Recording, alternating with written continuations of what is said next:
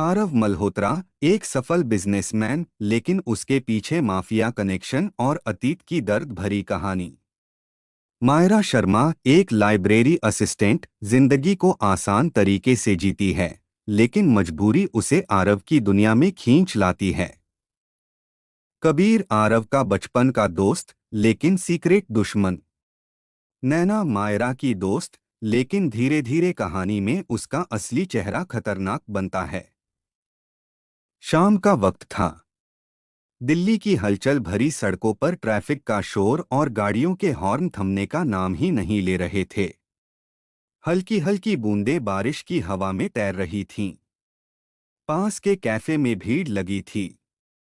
वहीं एक कोने की खिड़की से बाहर देखती हुई मायरा किताब में खोई हुई बैठी थी। उसने हल्की सी कॉफी की चुस्की ली और आंखें किताब से हटाकर बाहर जाते हुए लोगों को देखने लगी। मायरा को किताबें हमेशा से भाती थीं, वो उनके किरदारों में खुद को ढूंढ लिया करती थी। उसके चेहरे पर मासूमियत, आंखों में अपनापन और मुस्कुराहट में सुकून था। किताब पढ़ते पढ़ते उसका मन कहीं और भटक गया, भविष्य की फिक्र, माँ की जिम्मेदारियों और अपनी अधूरी ख्वाहिशों के बीच। माफ करना, ये सीट खाली है, गहरी पर थोड़ी रुखी आवाज ने उसके ख्यालों की डोर तोड़ दी।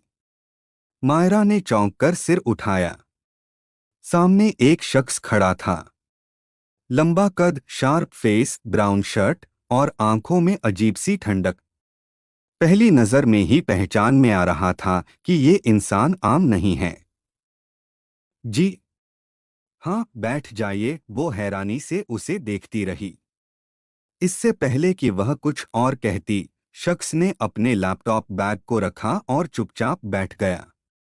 उसने इधर-उधर नजरें दौड़ाने के बाद सीधे लैपटॉप खोला और टाइप करने लगा।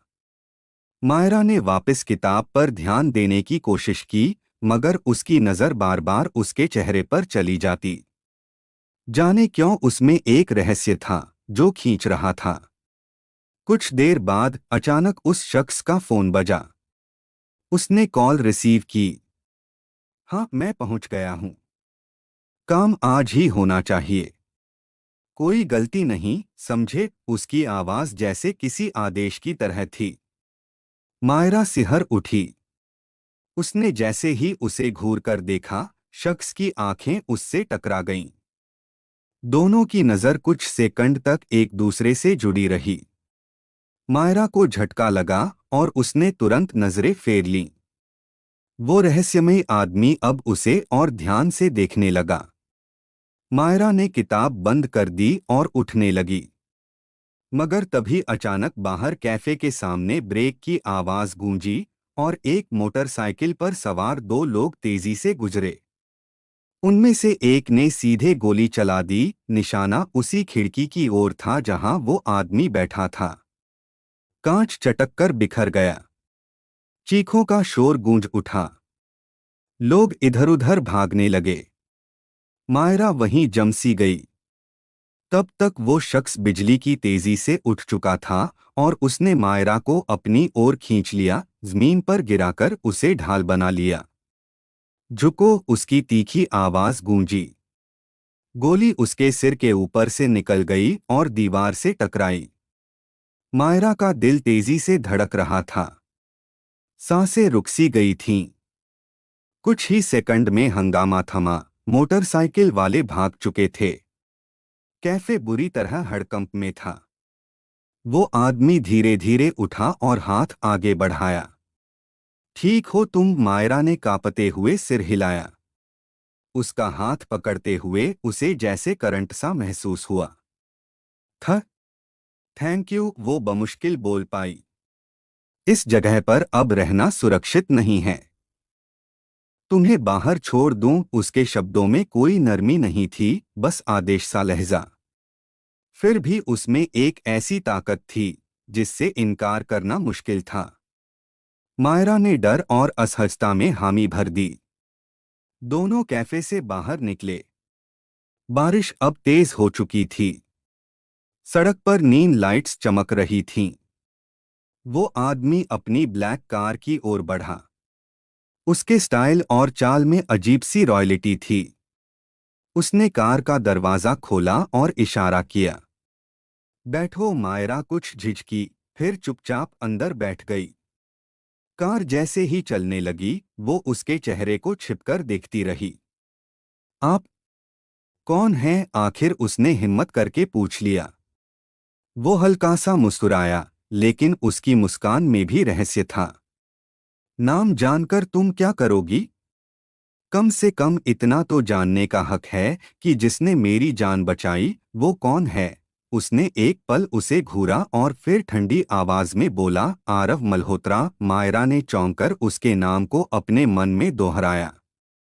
नाम जाना पहचाना लगा, जैसे कहीं सुना हो, लेकिन कहा याद नहीं आया। आरव की आंखें सामने सड़क पर टिकी थीं, लेकिन चेहरा गंभीर था। उसके हाथ स्टीयरिंग पर मजबूत पकड़ बनाए हुए थे।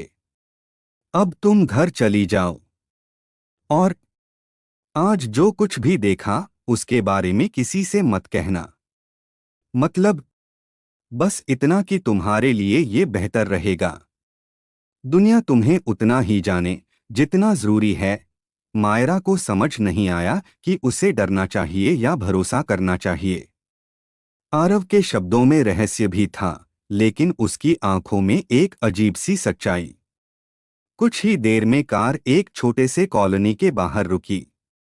यहीं उतरोगी न? मायरा ने सिर हिलाया। वो कार से बाहर निकली, फिर पीछे मुड़ी। थ थैंक यू। अगर आप न होते तो। आरव ने बस खामोशी से उसे देखा। कोई जवाब नहीं दिया। कार आगे बढ़ गई और अंधेरे में खो गई।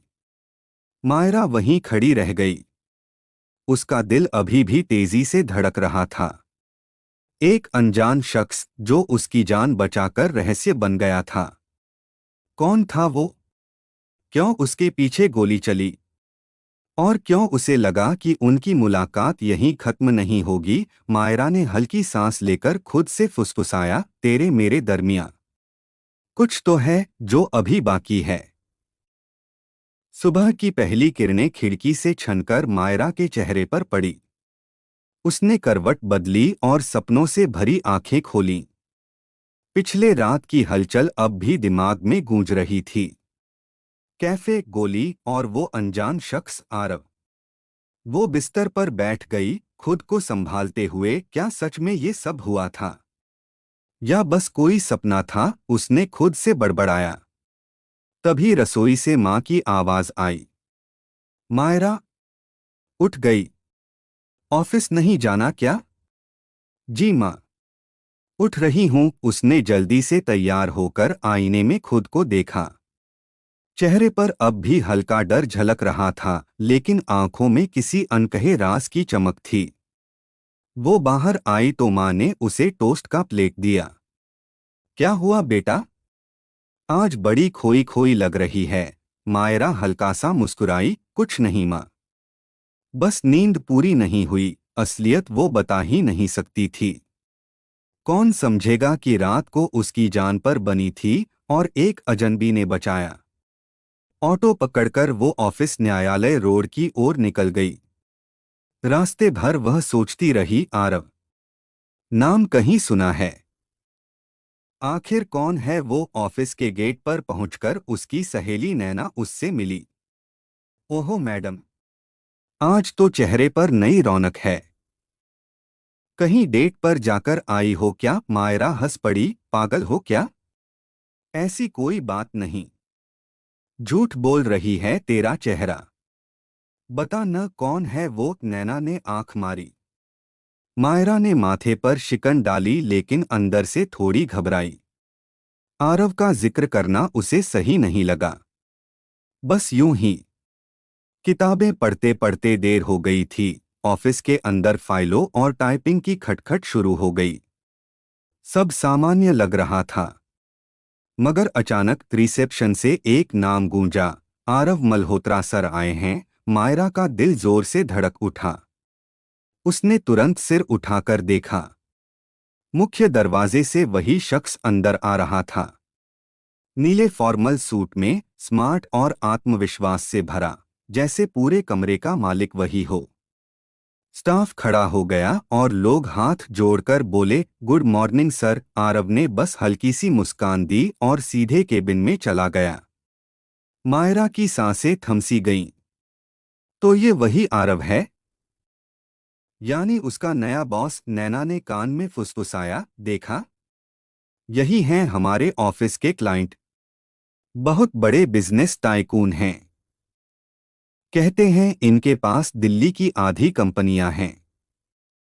लेकिन थोड़ा रहस्यमयी हैं। मायरा की सांसें और तेज हो गईं। दिल में एक अजीब से डर और खिंचाव का मेल था। दोपहर में अचानक फाइलें लेकर मायरा को आरव के केबिन में भेजा गया। उसके कदम भारी होने लगे। दरवाजा खटखटाते हुए उसने धीरे से आवाज दी, मे आई कम इन सर? आरव ने नजरें उठाईं। एक पल के लिए उनकी आंखें टकराईं। वही गहराई, वही ठंडी धार। कम इन। मायरा ने फाइलें सामने रखीं। उसकी उंगलियां हल्की कांप रही थीं। आरव ने उसकी ओर बिना देखे बस कागजों पर साइन करना शुरू किया। फिर अचानक पूछा, तुम किताबें पढ़ती हो, है ना? मायरा चौंक गई। जी। आप कैसे जानते हैं? आरव ने हल्की मुस्कान दी। तुम्हारे बैग में हमेशा एक किताब रहती है। कल कैफे में भी थी। मायरा के चेहरे पर हल्की शर्म और डर दोनों झलक गए। कल आपने मेरी जान बचाई। मैं शुक्रिया भी ठीक से नहीं कह पाई। आरव की आंखों में कुछ पल के लिए नरमी आई। उस वक्त तुम्हें बचाना जरूरी था, वरना शायद तुम्हें वो गोली लग जाती। लेकिन वो लोग कौन थे? और आप? मायरा ने हिम्मत कर सवाल किया। आरव ने उसे रोकते हुए गहरी आवाज में कहा, सवाल मत करो मायरा। जितना जानोगी उतना खतरनाक होगा। उसके शब्दों में ठंडक थी, लेकिन मायरा की आंखों में डर के साथ जिज्ञासा और बढ़ गई। उसने सिर झुकाकर फाइलें समेटीं और बाहर चली गई। शाम को ऑफिस की छत पर हल्की हवा चल रही थी। मायरा अकेली खड़ी थी। तभी पीछे से कदमों की आहट आई। उसने पलटकर देखा, आरव था। क्या सोच रही हो? उसने पूछा। मायरा ने झिझकते हुए कहा, जी कुछ नहीं।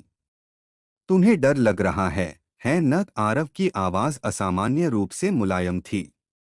मायरा ने आंख झुका ली। हाँ, थोड़ा। आरव उसके करीब आया और रेलिंग पर हाथ रखकर बोला, डरना मत। जब तक मैं हूं, तुम्हें कोई छू भी नहीं सकता। ये सुनकर मायरा के दिल में एक अजीब सी गर्माहट फैल गई। वो उसे देख रही थी, एक अनजान आदमी, लेकिन उसके शब्दों में सुरक्षा थी। कुछ पल की खामोशी के बाद आरव ने सीधे उसकी आंखों में देखा। तुम्हें भरोसा करना सीखना होगा, मायरा ने हल्की आवाज में पूछा। आप पर? आरव ने बिना हंसे बस सिर हिलाया। हाँ, मुझ पर। उसकी आंखों की गहराई में कुछ ऐसा था जिसे पढ़ना मुश्किल था। मायरा का दिल जोर जोर से धड़क रहा था, लेकिन अंदर से कहीं एक हल्की सी आवाज आई, हाँ, उस पर भरोसा किया जा सकता है। अगले दिन ऑफिस में मीटिंग के दौरान आरव और मायरा फिर आमने सामने आए। आरव जब बात करता तो सब ध्यान से सुनते, लेकिन उसकी निगाहें बार बार मायरा पर टिक जातीं। मायरा झिझककर आंखें फेर लेती, मगर भीतर एक अनकहा जुड़ाव उसे बेचैन करता रहा। लंच ब्रेक में नैना फिर छेड़ते हुए बोली, कुछ तो है तुम्हारे और आरव सर के बीच। मायरा तुनक पड़ी, पागल हो क्या? वो मेरे बॉस हैं, बस। अरे, बॉस तो बहुतों के होते हैं, पर नजरें वो सब पर ऐसे नहीं डालते। मायरा ने कुछ नहीं कहा, बस खामोश हो गई। शाम को ऑफिस खत्म होने के बाद बारिश शुरू हो गई। मायरा छतरी लाना भूल गई थी। वो गेट पर खड़ी सोच रही थी कैसे घर पहुंचे। तभी एक ब्लैक कार उसके सामने आकर रुकी। शीशा नीचे गिरा। आरव था। बैठो, छोड़ देता हूं। मायरा ने मना करना चाहा, मगर बाहर की बारिश देखकर मजबूरी में कार में बैठ गई। कार के अंदर हल्की खुशबू और धीमी संगीत बज रहा था। दोनों चुप थे। बाहर बारिश की बूंदें शीशे पर फिसल रही थीं। कुछ देर बाद आरव ने धीरे से कहा, मायरा, जिंदगी में कुछ लोग ऐसे होते हैं जो अचानक हमारी दुनिया में आते हैं और बिना चाहे खास हो जाते हैं। मायरा चौंक कर उसकी ओर देखने लगी। आरव की आंखें अब सड़क पर नहीं बल्कि उस पर टिकी थीं। उसकी सांसें थमसी गईं। आप मुझसे ये क्यों कह रहे हैं? मायरा ने हल्की कांपती आवाज में पूछा। आरव ने मुस्कुराते हुए कहा, क्योंकि शायद तुम वही हो। उस पल कार रुक चुकी थी। मायरा के घर का गेट सामने था। वो कुछ बोल नहीं पाई। दिल धड़क रहा था, होंठ सूख गए थे। वो चुपचाप कार से उतरी, दरवाजा बंद किया। आरव ने हल्की नजर से फिर उसे देखा और धीरे से कहा, गुड नाइट मायरा। मायरा वहीं खड़ी रही, कार दूर जाती रही। उसका दिल अजीब सा भारी था, फिर भी मुस्कान आ गई। अंदर कहीं न कहीं वो मान चुकी थी, तेरे मेरे दरमियां अब सिर्फ एक अजनबी का फासला नहीं रहा। सुबह की ताजगी में हल्की धूप खिड़की पर खेल रही थी। मायरा ऑफिस जाने से पहले किताब पढ़ रही थी। किताब के पन्नों के जरिए वो किसी और दुनिया में डूब जाती, लेकिन आज दिमाग बार बार उसी चेहरे पर अटक रहा था। आरव का चेहरा, उसकी गहरी आंखें और उसकी आवाज। माँ की आवाज आई, मायरा, नाश्ता कर लो वरना फिर लेट हो जाएगी। हाँ माँ, आ रही हूँ। नाश्ता करते समय भी उसके होठों पर हल्की मुस्कान तैर रही थी। माँ ने गौर किया, क्या बात है? आजकल बहुत मुस्कुरा रही है। मायरा हड़बड़ाई, कुछ नहीं माँ, बस किताब अच्छी थी। ऑफिस का माहौल रोज जैसा ही था। लेकिन जैसे ही शीशे के दरवाजे से नीले शर्ट में आरव अंदर आया, पूरा हॉल एक पल को शांत हो गया। उसकी चाल, उसके कदम और चेहरा, हर चीज में एक अलग आत्मविश्वास झलकता था। मायरा ने दूर से ही देखा। दिल तेज हो गया। उसने काम में डूबने की कोशिश की, लेकिन आंखें कभी कभी अपने आप उसकी तरफ उठ जातीं। आरव ने काम के बहाने उसे अपने केबिन बुलाया। हाँ मायरा, ये रिपोर्ट्स तुम्हारे पास हैं? जी है सर। उसने फाइल बढ़ाई। फाइल पकड़ते हुए उनकी उंगलियां एक पल के लिए छू गईं। मायरा ने आंखें झुका लीं। आरव हल्का सा मुस्कुराया। तुम्हें हर बार देखकर यही लगता है। तुम डर जाती हो न?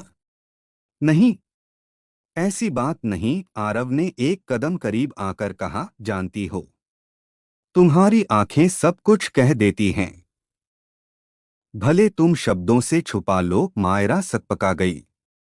दिल की धड़कन और तेज हो गई।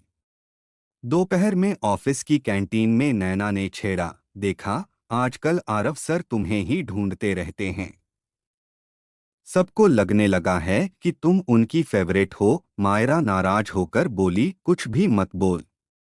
काम की वजह से बात करते हैं, बस। अंदर कहीं मायरा खुद को समझाना चाहती थी, लेकिन दिल मान नहीं रहा था। उस शाम ऑफिस के बाद अचानक तेज बारिश शुरू हो गई। सब लोग भागते हुए घर जाने लगे। मायरा छतरी भूल गई थी। वो बिल्डिंग के गेट पर खड़ी थी। तभी एक आवाज आई, आओ, छोड़ देता हूँ। आरव अपनी कार से बाहर निकलकर खड़ा था। नहीं, मैं ऑटो से चली जाऊंगी। सड़क पर ये मौसम और ऑटो। बैठो, जिद मत करो। उसके लहजे में ऐसा असर था कि मायरा इनकार ही नहीं कर सकी। वो कार में बैठ गई। कार धीरे धीरे बारिश भरी सड़कों से गुजरने लगी। खिड़कियों पर पानी की बूंदें बह रही थीं। अंदर हल्की खुशबू और सन्नाटा। कुछ देर बाद आरव ने कहा, तुम्हें बारिश पसंद है? हाँ, बहुत। मुझे भी। लेकिन बारिश कभी कभी जख्मों को भी याद दिला देती है। मायरा ने उसकी ओर देखा। आरव का चेहरा खिड़की के बाहर था। आंखों में कोई पुराना दर्द झलक रहा था। आप खुश नहीं हैं, है ना? आरव ने धीरे से मुस्कुराकर कहा। खुशी मेरे जैसे लोगों के लिए एक ख्वाहिश भर ही है। मायरा चुप हो गई। उसके मन में सवाल उठ रहे थे, लेकिन उसने पूछे नहीं। कुछ देर बाद कार शहर से थोड़ी दूर एक हरी भरी सड़क पर निकल आई। बारिश थम चुकी थी। आरव ने अचानक कार रोकी। चलो थोड़ा बाहर चलते हैं। यहाँ? लेकिन क्यों? बारिश के बाद की खुशबू उसे महसूस करना चाहिए। दोनों बाहर आए। सड़क किनारे पेड़ों से टपकती बूंदें, गीली मिट्टी की महक और हल्की हवा, सब कुछ मानो किसी पुराने गीत की तरह मोहक लग रहा था।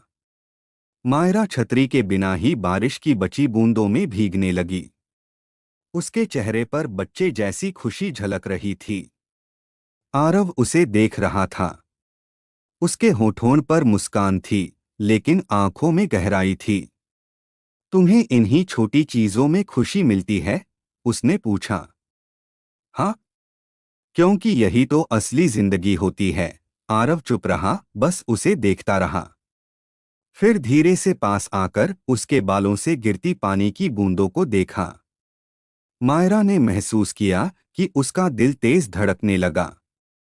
वो वहां से हटना चाहती थी, मगर पैरों ने साथ नहीं दिया। पता है मायरा, आरव धीरे से बोला, तुम्हें देखते हुए मेरे अंदर कुछ बदलने लगता है। जैसे मैं फिर जीना चाहता हूं। मायरा की सांस अटक गई। उसने नजरें झुका लीं।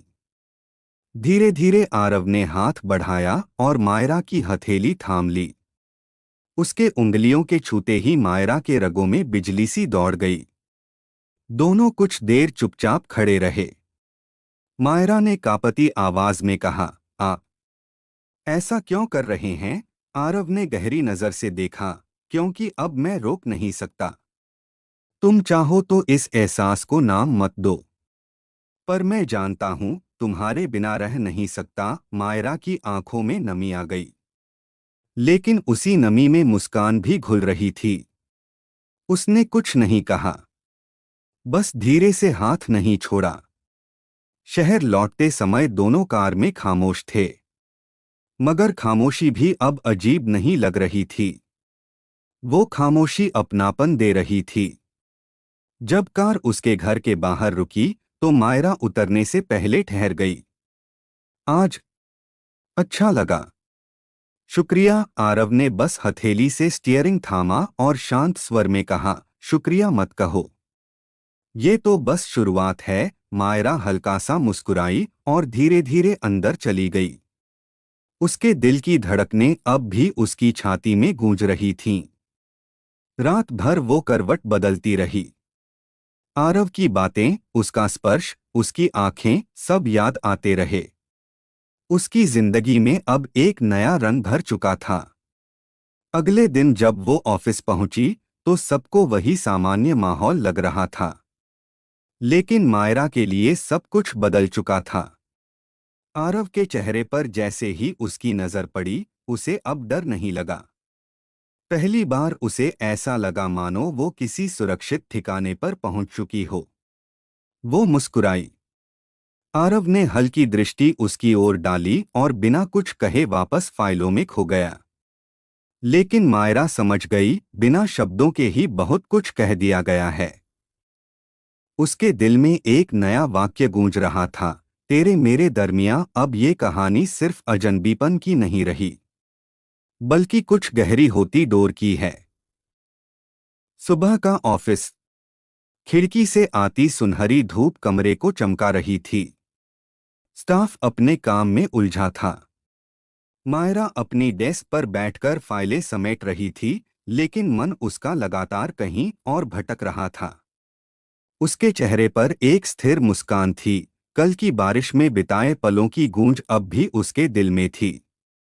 नैना पास आई और धीरे से बोली, तो अब तो साफ है कुछ चल रहा है तुम्हारे और आरव सर के बीच। मायरा चौंकी, पागल हो क्या?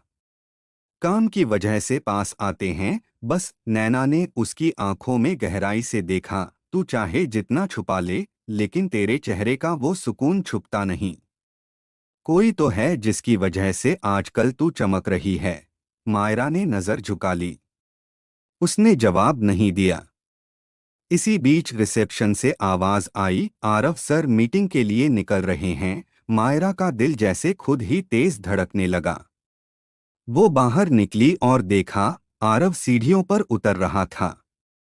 गहरे ग्रे रंग के थ्री पीस सूट में उसका हर कदम एक रुतबे और ताकत का एहसास करवा रहा था। उसने भीड़ के बीच नजर उठाकर सीधा मायरा को देखा। बस एक पल, मगर वो पल मायरा के दिल में उतर गया। उसने हल्का सा सिर हिलाया और बाहर निकल गया। शाम को मीटिंग के बाद अचानक आरव ने गाड़ी में बैठकर मैसेज भेजा, आज खाली हो। मायरा ने घबराकर देखा। उंगलियां फोन पर अटक गईं। आखिरकार उसने टाइप किया, हाँ। कुछ ही मिनटों में ब्लैक कार उसकी गली में पहुंच गई। दरवाजा खुला और उसे देखते ही आरव ने कहा, बैठो। गाड़ी शहर से दूर एक शांत जगह की तरफ बढ़ चली। रास्ते में दोनों चुप थे। हवा में एक अजीब सी खामोशी थी, लेकिन उसमें भी आराम था। कुछ देर बाद आरव ने आवाज दी, मायरा, मैं तुम्हें एक जगह ले जाना चाहता हूँ। कहाँ? उसने हैरानी से पूछा। जहाँ मैं शायद किसी को नहीं ले गया, पर तुम्हें लग रहा है वहां ले जाना चाहिए। गाड़ी दोनों को शहर से दूर एक पुराने कोठी जैसे घर के सामने रोक दी।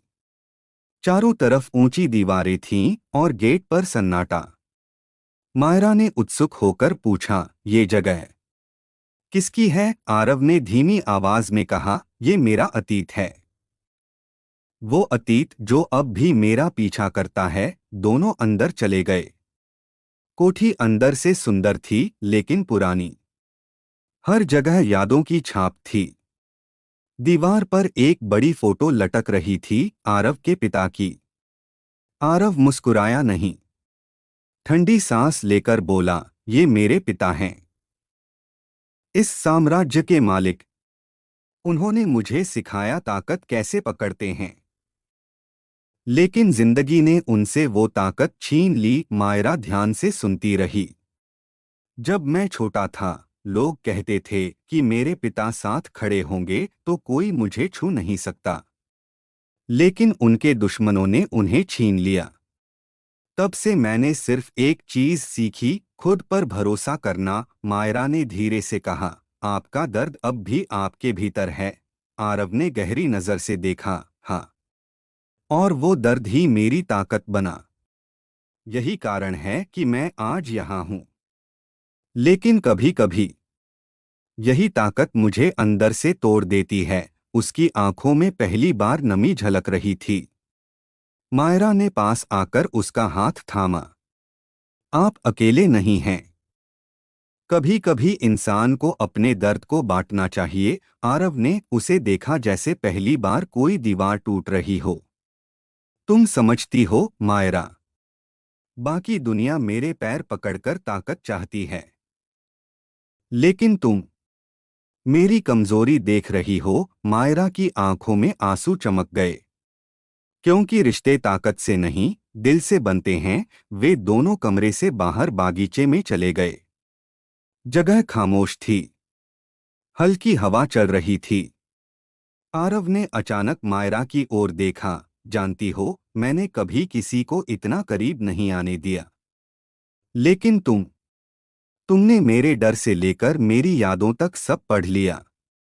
मुझे लगता है जैसे तुम पहले से मेरी जिंदगी का हिस्सा थी। मायरा कांपती आवाज में बोली, मैंने भी कभी किसी को ऐसे महसूस नहीं किया। आरव धीरे धीरे उसके और करीब आया।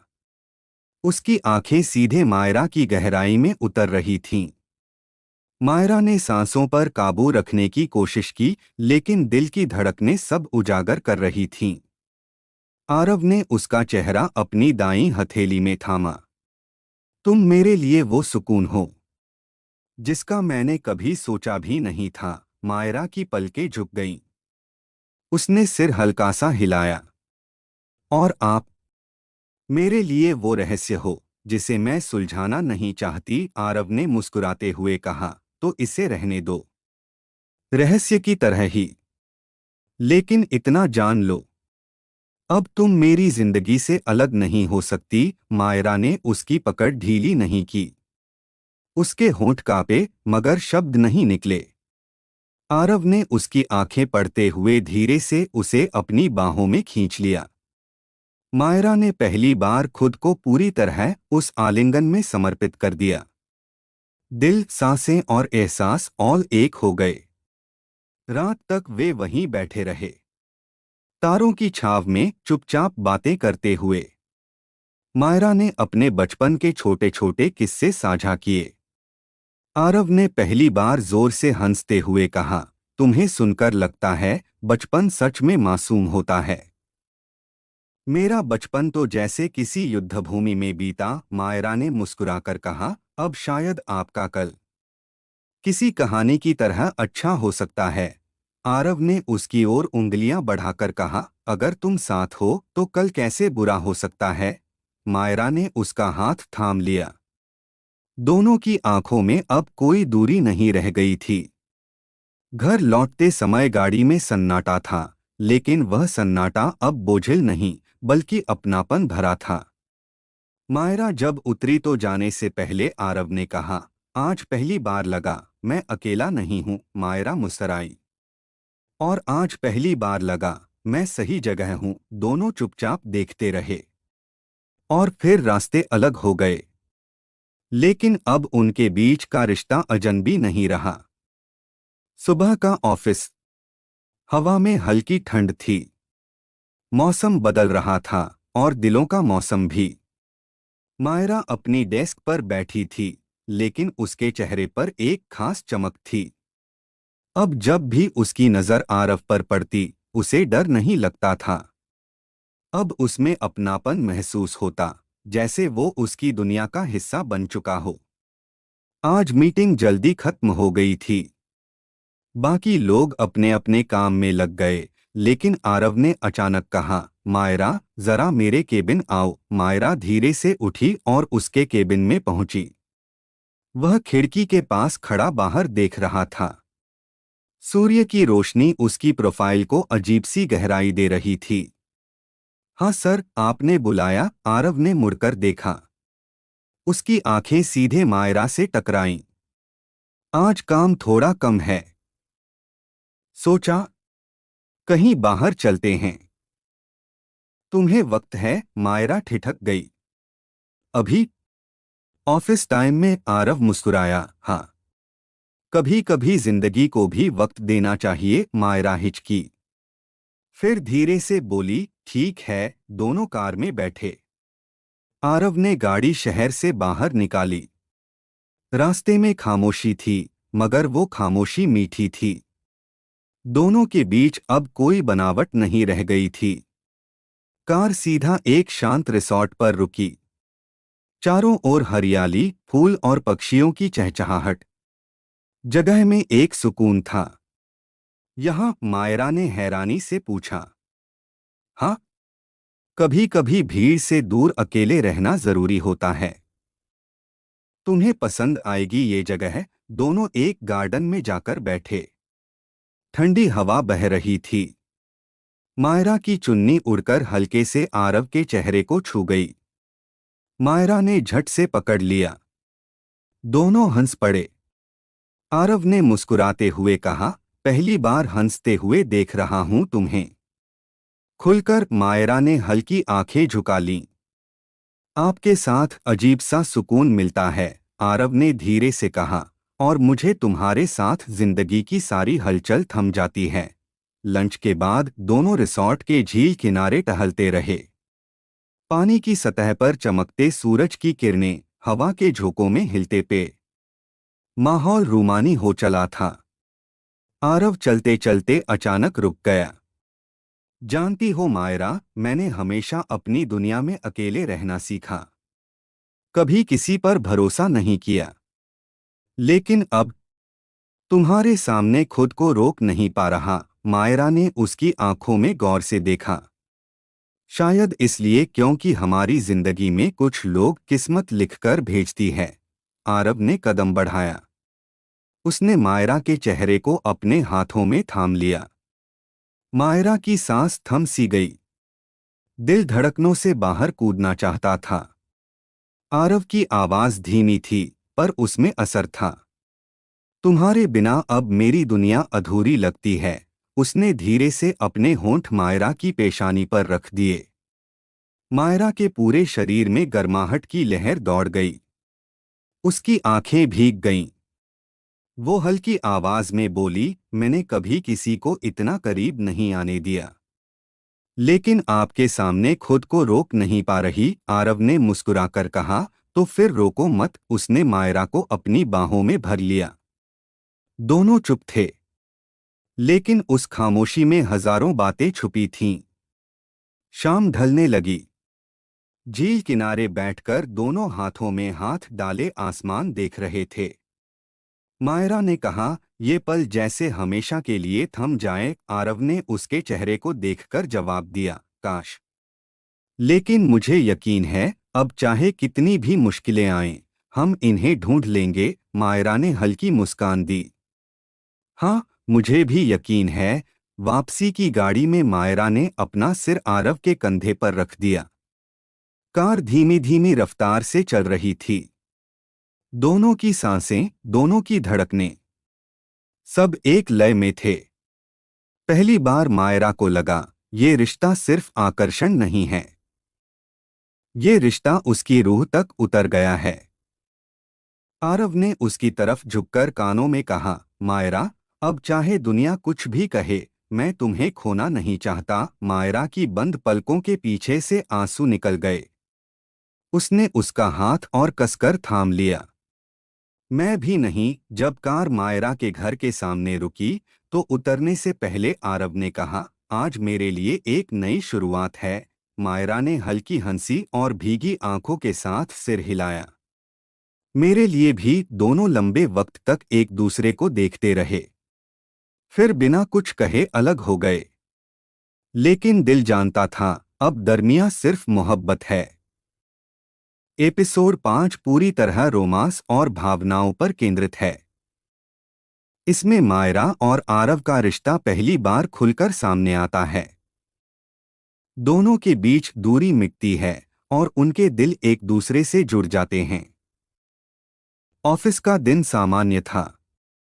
मायरा काम में पूरी तरह डूबी हुई थी, लेकिन उसके मन में पिछले दिनों का हर पल ताज़ा था। बारिश वाली शाम, झील किनारे की खामोशी और आरव की बाहों का एहसास, यह सब उसे जिंदगी की सबसे खूबसूरत याद बनकर लगा था। आरव अपने केबिन में था। मीटिंग खत्म होते ही उसने इंटरकॉम पर कहा, मायरा, मेरे पास आओ। मायरा फाइल उठाकर अंदर गई। जी सर। आरव ने फाइल देखी, लेकिन कुछ सेकंड तक उसकी आंखें मायरा पर ही टिकी रहीं। आज तुम्हारे चेहरे पर कुछ परेशानी है। मायरा चौंकी। नहीं, सब ठीक है। मुझसे झूठ मत बोलो, तुम्हारी आंखें साफ बता रही हैं। मायरा ने गहरी सांस ली। माँ की तबीयत कल रात थोड़ी बिगड़ गई थी। सुबह डॉक्टर को दिखाकर ऑफिस आई हूँ। आरव की आवाज में नरमी थी। क्यों नहीं बताया? मुझे कॉल कर सकती थीं। मायरा बोली, मैं आपको परेशान नहीं करना चाहती थी। आरव ने हल्की मुस्कान दी। तुम्हारी परेशानी मेरे लिए सबसे अहम है।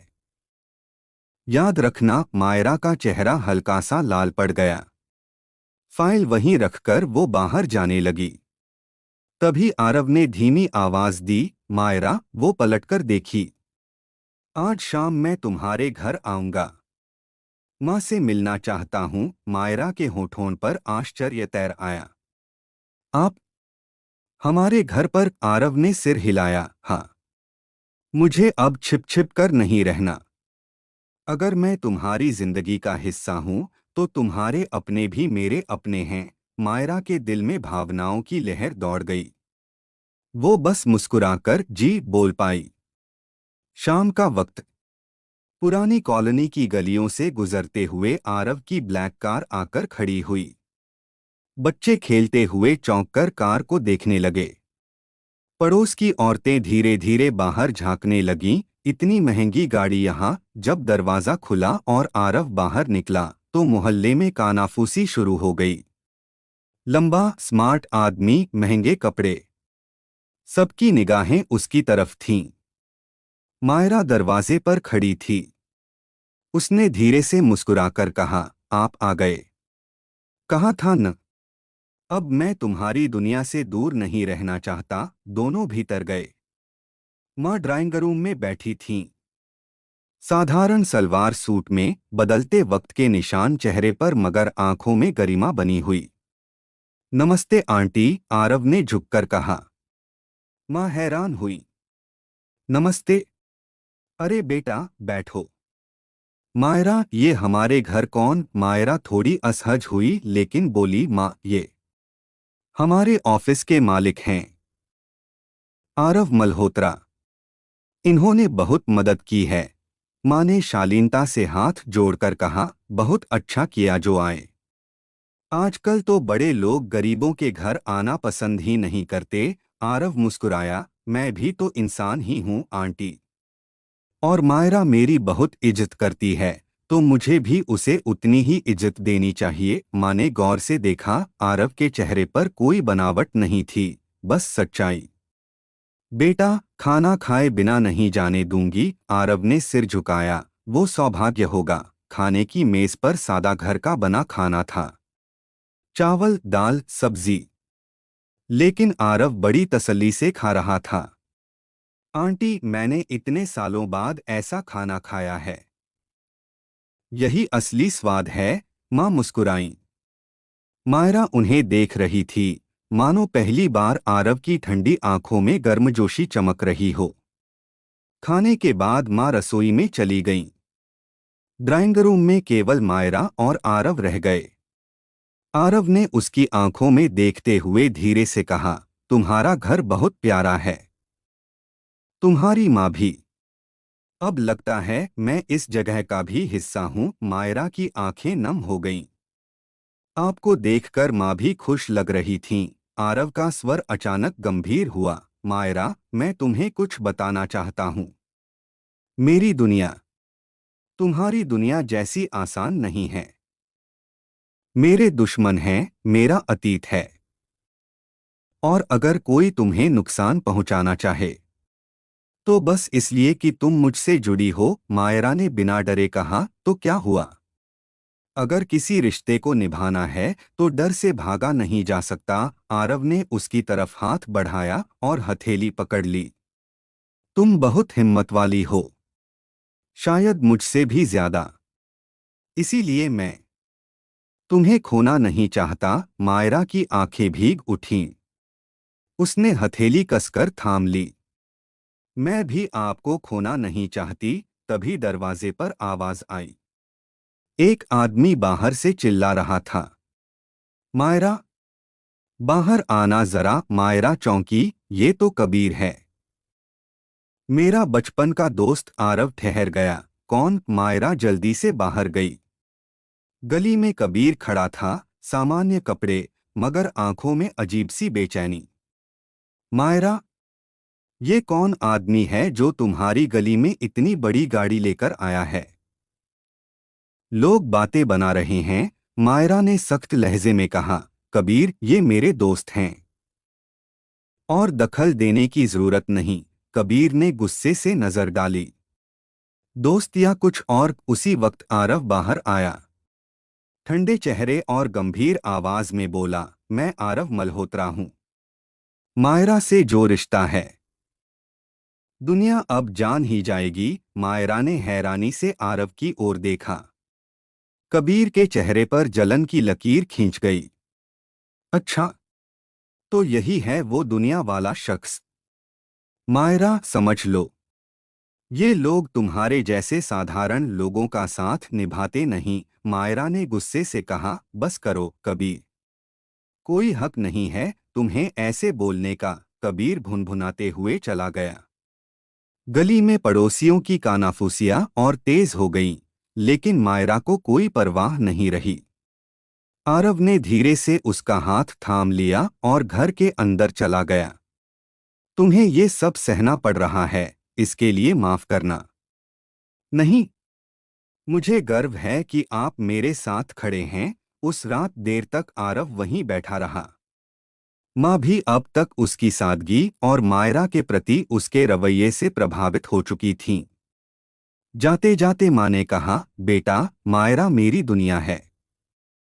अगर तुम सच में इसके साथ हो तो मैं दुआ करूंगी कि तुम्हारा रिश्ता हमेशा बना रहे। आरव ने आदर से हाथ जोड़े। आंटी, यही सच्चाई है। मैं मायरा को हमेशा खुश रखना चाहता हूँ। माँ की आंखें चमक गईं। मायरा ने भी हैरानी और गर्व से आरव को देखा। घर लौटते हुए कार में दोनों खामोश थे, लेकिन उस खामोशी में अब एक गहरा भरोसा जुड़ चुका था। आरव ने धीरे से कहा, आज मुझे लगा जैसे मैं सचमुच तुम्हारी दुनिया का हिस्सा बन गया हूँ। मायरा मुस्कुरा उठी और मुझे लगा मेरे पास अब एक ऐसा साथी है जो हर हाल में मेरे साथ खड़ा होगा। दोनों ने हाथ थाम लिए। अब न कोई दूरी थी, न डर। उनकी दुनिया में अब एक नई शुरुआत हो चुकी थी, प्यार और भरोसे की। ऑफिस का माहौल हमेशा की तरह चहल पहल से भरा था। कंप्यूटर की आवाजें, टेबलों पर पड़ी फाइलें और तेज टाइपिंग की खटखट। लेकिन मायरा के लिए अब ऑफिस सिर्फ ऑफिस नहीं रहा था। वह जगह अब उसके और आरव के बीच के रिश्ते की गवाह बन चुकी थी। आरव अपने केबिन से बाहर निकला। गहरे रंग का शर्ट, सधा हुआ व्यक्तित्व, जैसे हर कदम पर लोग उसकी ओर खींचते चले जाते हों। उसकी नज़र सीधे मायरा पर पड़ी। बस एक हल्की सी मुस्कान दोनों के बीच हुई, लेकिन उस मुस्कान ने मायरा के चेहरे पर अलग चमक ला दी। पास में बैठी नैना सब कुछ देख रही थी। उसने धीरे से कुर्सी घुमाई और मायरा की ओर झुक गई। तो ये बात यहाँ तक आ गई है? मायरा चौंकी। कौन सी बात? नैना ने आंखें तरेरी। अरे, ये वही बात जो सब देख रहे हैं, बस तुम छुपा रही हो। तुम्हारे और आरव सर के बीच की केमिस्ट्री।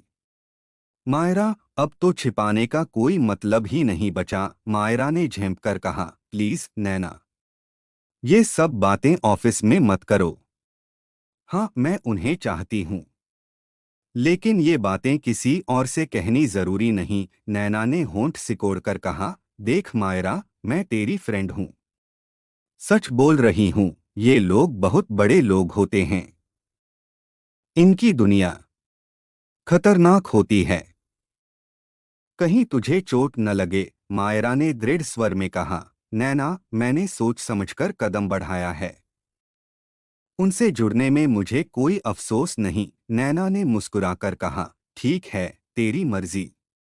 लेकिन संभल कर रहना। शाम को ऑफिस खत्म होने के बाद आरव ने मायरा को मैसेज किया, आज डिनर साथ करेंगे? आंखों में चमक लिए मायरा ने जवाब भेजा, हाँ। दोनों कार से शहर के एक रॉयल रेस्तरां में पहुंचे।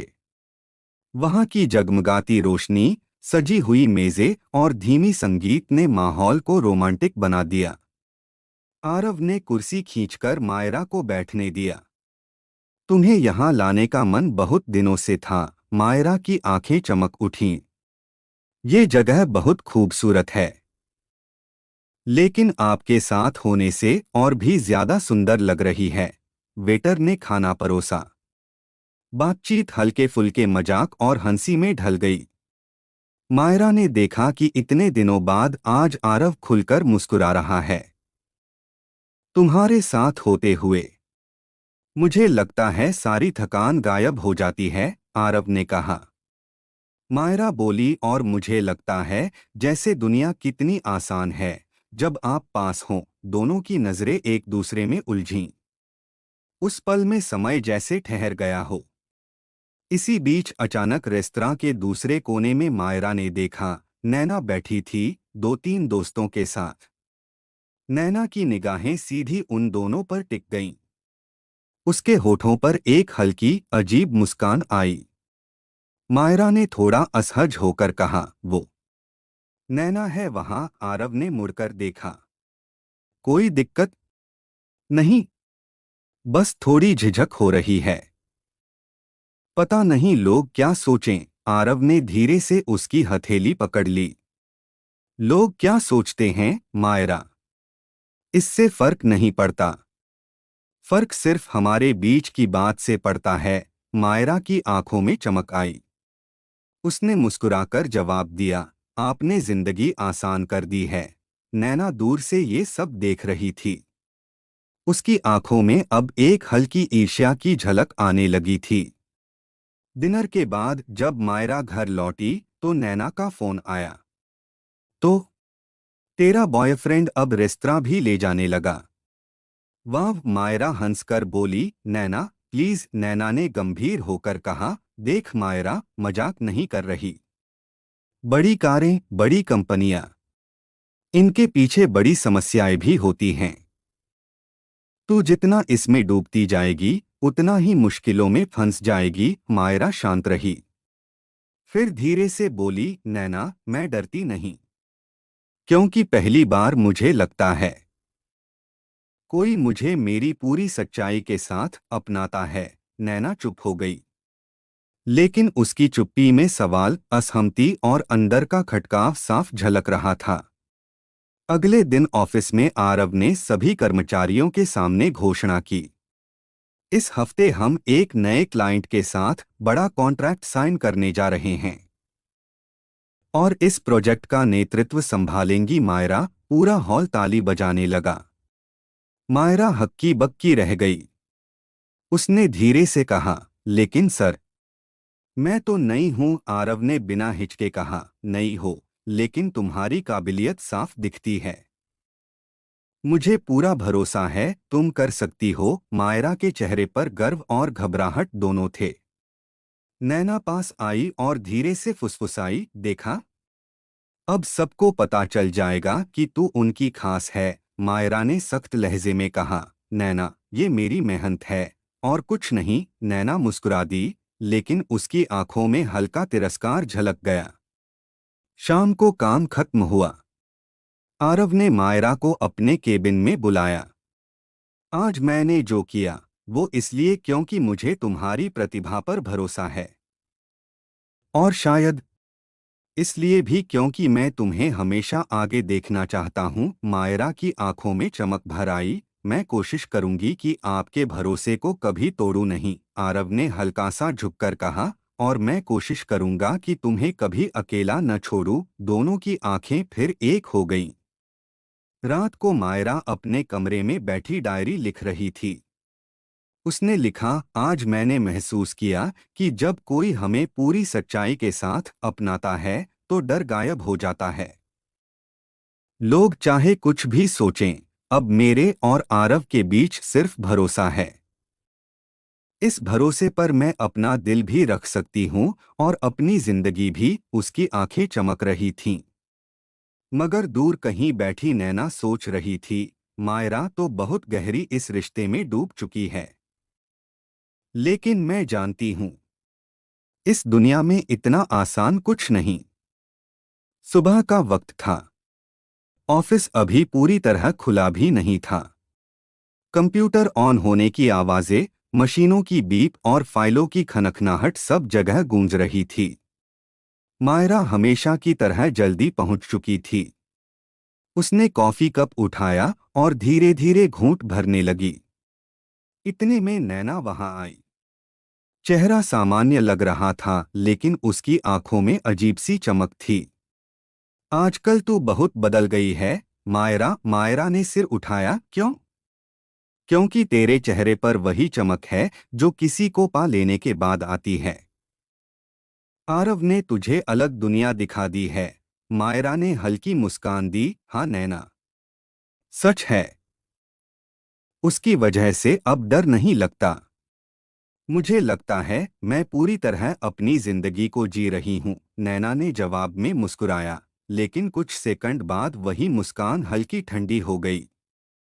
बस ध्यान रखना, दुनिया इतनी आसान नहीं होती। जितना ऊंचा उड़ोगी उतनी ही तेज गिर सकती है। मायरा ने भौहें सिकोड़कर कहा, तू ऐसा क्यों कह रही है? कुछ नहीं। बस यूं ही, नैना ने कंधे उचकाया और चली गई। दूसरी तरफ गली के एक पुराने कैफे में शाम होते ही कबीर बैठा था। उसकी नजरें दरवाजे पर टिकी थीं। कुछ ही देर में नैना अंदर आई। दोनों ने एक दूसरे को देखा। कबीर बोला, तो तू आई आखिरकार, नैना ने कुर्सी पर बैठते हुए कहा। हाँ, क्योंकि मुझे भी समझना है कि ये सब हो क्या रहा है। मायरा मेरी सबसे अच्छी दोस्त है, लेकिन अब वो पूरी तरह आरव के जादू में उलझ गई है। कबीर ने गुस्से से मेज पर मुक्का मारा। मुझे पहले से पता था। वही तो मैं समझा रहा था कि ये आदमी खतरनाक है। वो उसे सिर्फ इस्तेमाल कर रहा है। नैना ने आंखें सिकोड़कर पूछा, तुझे कैसे इतना यकीन है? कबीर हल्की हंसी के साथ बोला, मुझे आरव के बारे में सब पता है। उसका अतीत, उसके दुश्मन, यहाँ तक कि जिन लोगों से वो डील करता है, सब। मायरा को बताकर मैं उसे तो नहीं रोक पा रहा। लेकिन अगर तू उसकी दोस्त है तो शायद तेरे हाथ से कुछ हो पाए। नैना ने गहरी सांस लेकर कहा, मैं सिर्फ चाहती हूं कि मायरा टूटे नहीं।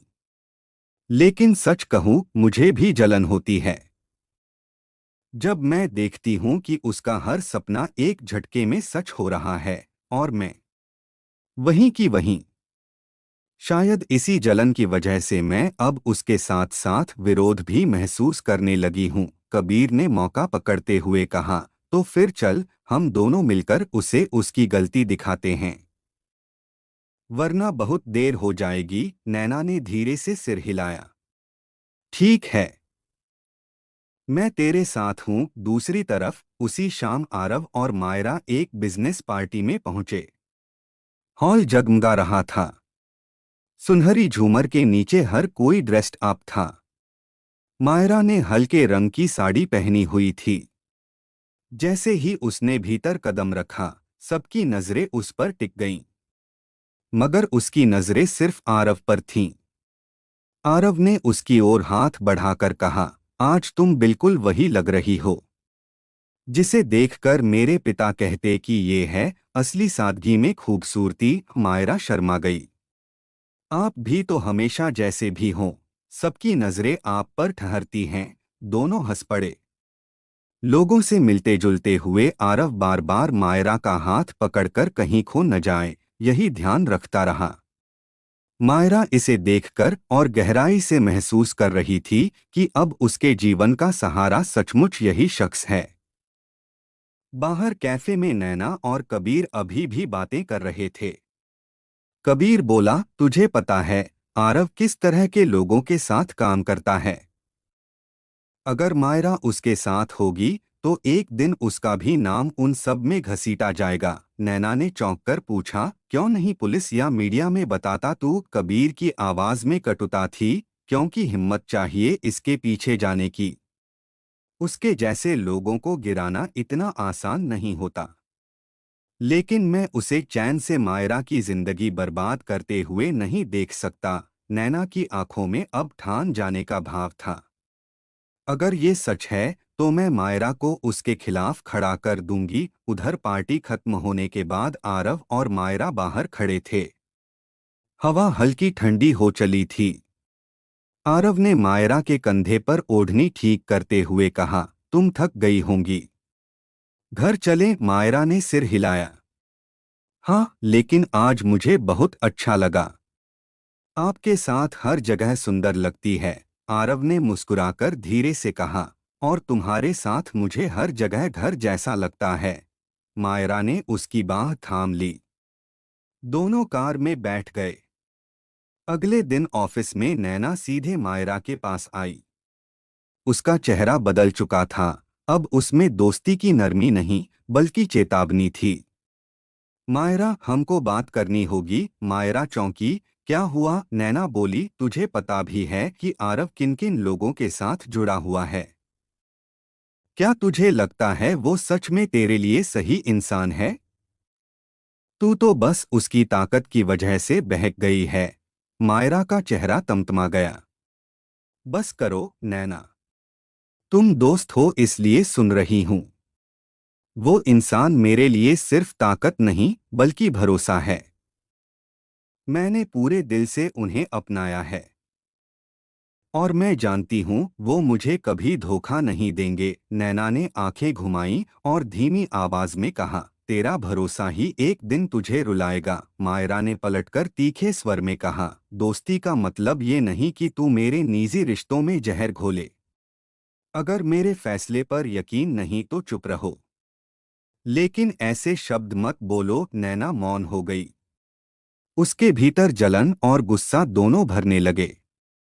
शाम को जब ऑफिस खत्म हुआ तो आरव ने मायरा के सामने कॉफी का मग रखते हुए कहा, आज थोड़ा परेशान लग रही हो। मायरा ने मुस्कुराने की कोशिश की, बस कुछ बातें लड़कियों के बीच होती हैं। आरव ने सीधे उसकी आंखों में देखा, शायद तुम्हारी दोस्त नैना से। मायरा चौंकी, आपको कैसे पता? क्योंकि मैं समझ सकता हूँ।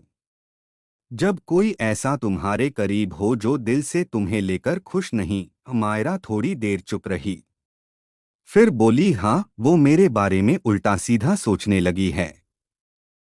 लेकिन मुझे फर्क नहीं पड़ता। मुझे सिर्फ आपकी सच्चाई जाननी है और मुझे उस पर पूरा यकीन है। आरव ने उसके गाल पर हल्की सी थपकी दी। यही भरोसा सबसे बड़ी ताकत है। मायरा मुस्कुरा उठी। अंदर से उसका विश्वास और मजबूत हो गया। उस रात मायरा ने डायरी में लिखा, लोग चाहे जितनी बातें करें, मेरे और आरव के बीच अब सिर्फ भरोसा है। लेकिन अजीब है, कभी कभी सबसे करीबी लोग ही हमारे खिलाफ हो जाते हैं। पता नहीं क्यों नैना अब दुश्मनी जैसा बर्ताव कर रही है। शायद कबीर उससे मिला हुआ है। पर मैं डरूंगी नहीं, क्योंकि मेरा हाथ आरव के हाथ में है। उसकी आंखों में संतोष था। सुबह की मीटिंग से ऑफिस का हॉल भरा था। बड़े बड़े फाइलों के ढेर, मीटिंग बोर्ड पर लिखे नए प्रोजेक्ट की योजनाएं और सबकी निगाहें आरव पर। वह आत्मविश्वासी स्वर में लोगों से कह रहा था, यह कॉन्ट्रैक्ट सिर्फ हमारी कंपनी के लिए ही नहीं बल्कि आने वाले भविष्य के लिए बेहद अहम है। अगर यह सफल रहा तो अगले 5 सालों तक हमें कोई रोक नहीं सकेगा। ताली बजती है। सबकी आंखों में उत्साह है। मगर उस भीड़ में नैना की नजरें मायरा पर टिकी हैं। मायरा रिसर्च फाइलें हाथों में लिए बैठी थी।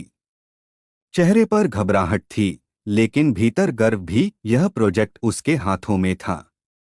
मीटिंग खत्म होते ही आरव ने कहा, मायरा, मुझे तुमसे प्रोजेक्ट के कुछ पॉइंट तुरंत चाहिए। चलो मेरे केबिन। दोनों अंदर गए। तुम्हें घबराना नहीं है, आरव ने नरमी से कहा। ये मौका तुम्हारी मेहनत पहचानने का है। मायरा झिझककर बोली, बस डर लग रहा है कि कहीं मुझसे गलती न हो जाए। आरव ने हल्की मुस्कान के साथ उसकी नजरें थाम लीं। जब मैं तुम्हें लेकर इतना आश्वस्त हूं तो तुम्हें डरने की कोई जरूरत नहीं। मायरा शांत हो गई। उसकी आंखों में झलकती हिचक अब धीरे धीरे यकीन में बदल रही थी। दूसरी तरफ उसी समय नैना और कबीर एक पुराने गेस्ट हाउस में बैठकर बातें कर रहे थे। कबीर बोला, अब वक्त है उनकी इमेज को गिराने का। अगर बिजनेस टूटा तो मायरा खुद ब खुद उससे दूर हो जाएगी। नैना ने सवाल किया, कैसे? कबीर ने एक फाइल निकालकर टेबल पर रखी। ये हैं आरव की कंपनी के पुराने पेपर। इसमें एक कॉन्ट्रैक्ट में लीगल खामियां हैं। अगर इसे मीडिया तक पहुंचाया जाए तो आरव पर गड़बड़ी का इल्जाम लगेगा। और जब लोग उंगलियां उठाएंगे तो मायरा चाहे कुछ भी करे शर्मिंदा होगी। नैना चुप रही। उसकी आंखों में जद्दोजहद दिख रही थी। लेकिन मायरा बहुत टूट जाएगी। कबीर की आवाज कठोर थी। टूटकर ही उसे समझ आएगा कि आरव खतरा है। अगर तुझे सच में उसकी भलाई चाहिए तो यही रास्ता है। नैना ने अंतः सिर हिलाया। ठीक है, मैं तैयार हूं। शाम तक खबर धीरे धीरे मीडिया में फैल गई। टीवी चैनलों की स्क्रीन पर हेडलाइन चमकी, मल्होत्रा ग्रुप पर पुराने कॉन्ट्रैक्ट में गड़बड़ी का आरोप। कानून के विशेषज्ञों ने उठाए सवाल, ऑफिस में हलचल मच गई। कर्मचारी एक दूसरे से फुसफुसाने लगे।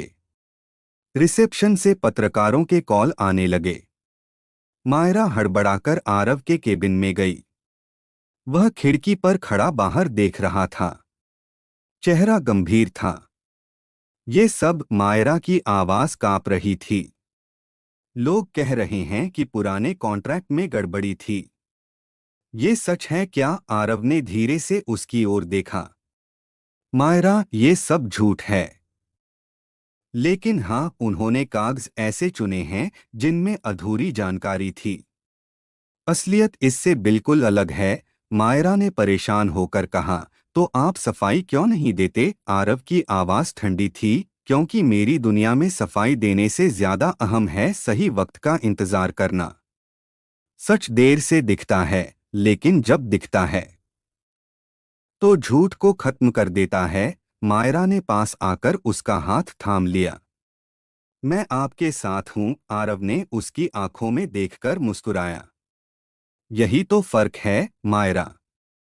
बाकी सब उंगलियां उठाएंगे, लेकिन तुम हमेशा विश्वास करती हो। उसी शाम नैना चुपचाप मायरा से मिलने आई। तूने खबर देखी? उसने गंभीर स्वर में कहा। मायरा ने धीरे से जवाब दिया, हाँ देखी। लेकिन मुझे पता है सब झूठ है। नैना ने चौंक कर कहा, इतना भरोसा? लोग हर जगह बोल रहे हैं कि उनकी कंपनी गड़बड़ी में शामिल है। मायरा का स्वर दृढ़ था। लोग बोलते रहेंगे, लेकिन मैं जानती हूँ आरव वो इंसान नहीं है। नैना ने होंठ काटे, सोच ले मायरा। अगर कल को तू भी उस झूठ में शामिल दिखी तो दुनिया तुझे भी दोषी मानेगी। मायरा गुस्से से बोली, नैना, मेरा फैसला मेरा है। अगर तू सच में दोस्त है तो चुप रह। मेरे दिल को मत तोड़। नैना की आंखें कुछ पल के लिए नम हुईं, लेकिन उसने निगाहें फेर लीं।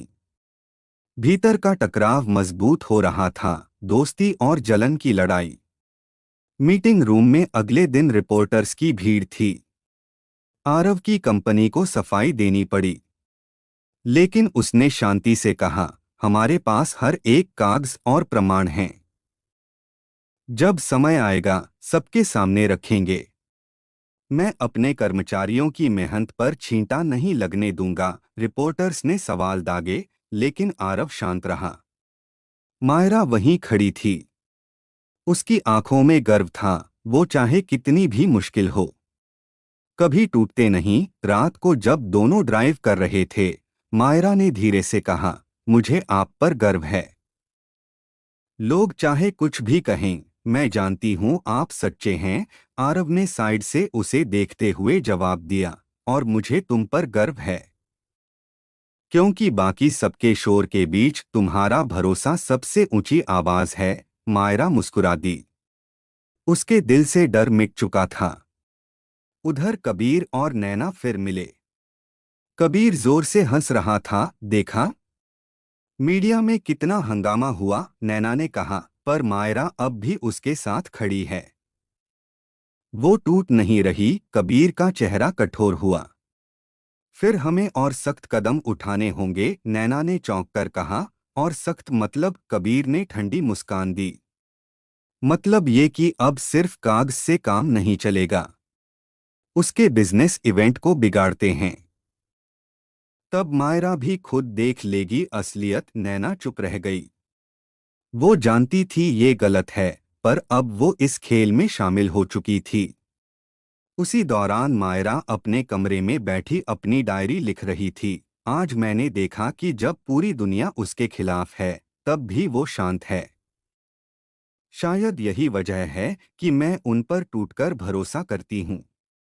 मेरा मन कहता है, चाहे कितने भी तूफान आएं, मैं उनके साथ खड़ी रहूंगी। डायरी के पन्नों पर लिखे इन शब्दों से स्पष्ट था, मायरा का दिल अब पूरी तरह आरव से बंध चुका है। शहर के सबसे बड़े 5 स्टार होटल के हॉल में चमचमाती सजावट थी। सुनहरी रोशनी, बड़े बड़े पोस्टर्स और महंगी साड़ियों व सूट्स में आए लोग। ये शाम एक खास इवेंट के नाम थी, मल्होत्रा ग्रुप का ग्रैंड डील साइनिंग सेरेमनी। यहाँ देश विदेश के बड़े बड़े कारोबारी और मीडिया वाले मौजूद थे।